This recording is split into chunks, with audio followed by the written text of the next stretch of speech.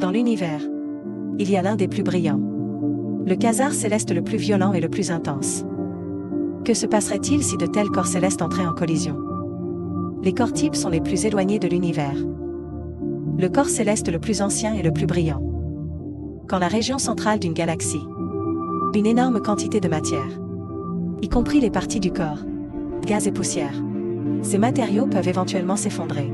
Pour former un trou noir supermassive, autour de ce trou noir, formera un disque d'aspiration rotatif.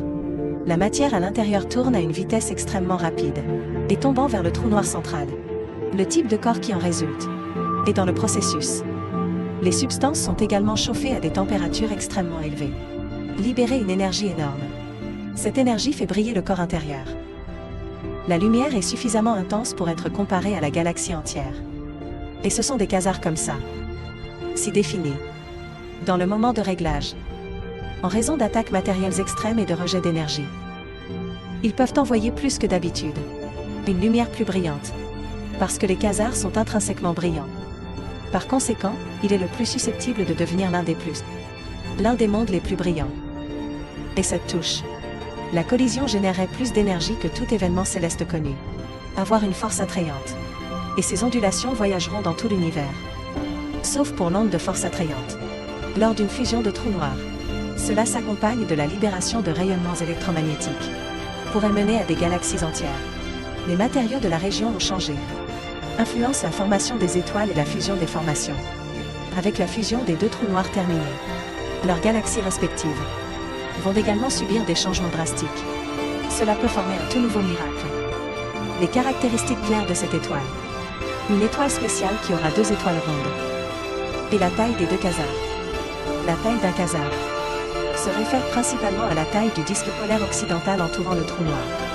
Cette taille, longtemps, bien que comparée à toute la galaxie, la ventouse n'est pas trop grande. Mais la lumière émise et d'autres énergies rayonnantes sont incroyables.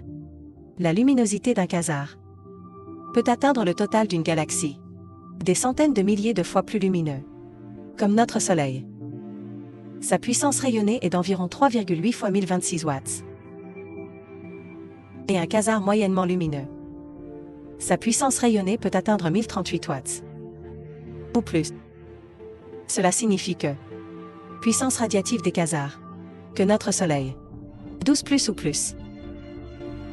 Quant à la quantité, le corps intérieur n'est pas très commun dans l'univers, surtout dans l'univers moderne. Il existait principalement dans les premiers stades de l'univers, la période peu après le Big Bang. Mais parce qu'ils sont très brillants, nous pouvons regarder à travers de puissants télescopes. Observer ces types à de grandes distances. Les scientifiques du corps estiment. Dans l'univers observable, il pourrait y avoir des milliards de types. Mais comparé au nombre d'étoiles. Donc c'est une infime fraction. Peu importe la force de l'énergie interne du corps. Mais il y aura encore un jour où ça flétrira. Comme la matière autour de lui est consumée par le trou noir. Le bac d'aspiration ne reçoit plus de nouveaux carburants. La luminosité du corps interne diminuera progressivement. Le corps intérieur n'est plus actif. Son trou noir central deviendrait calme. Plus de disques d'aspiration brillants. Il deviendra un trou noir supermassif ordinaire. Interagit avec les galaxies environnantes uniquement par des forces attractives. Un trou noir au centre d'une galaxie peut continuer en dévorant des étoiles qui s'approchent de temps en temps.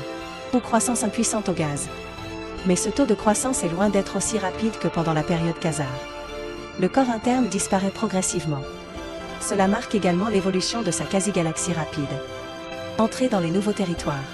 Si un tel géant de l'énergie naît dans notre proche galaxie, puis la haute énergie rayonnant de l'intérieur du corps, les rayons X et les rayons ultraviolets peuvent affecter press constant, stabilité des étoiles et des systèmes planétaires, peut-être même détruire leurs grandes compétences. Ces puissantes radiations, ils chauffent et dispersent le matériel musculaire cardiaque environnant, zone qui affecte la formation des étoiles. Provoquer la formation d'étoiles et le déclin dans les galaxies environnantes. La puissance et l'anomalie des trous noirs supermassifs peut attirer les étoiles et le gaz environnant. Affecter la structure dynamique des galaxies proches. Avec l'avancée de la technologie d'observation, les scientifiques utilisent l'ego. La Vierge attend une vague de détecteurs. Capturer quand les trous noirs fusionnent. Générer une onde de signal. en analysant les caractéristiques de ces signaux, fréquence et amplitude. Les scientifiques spéculent sur l'intelligence axée sur les fusions, les spins et l'énergie libérée lors des fusions. Combien de temps dans le futur? Cela peut certainement être plus. Observation précise du cycle de vie du corps interne. Il peut même capturer le dernier éclat du corps intérieur. Et l'heure ultime.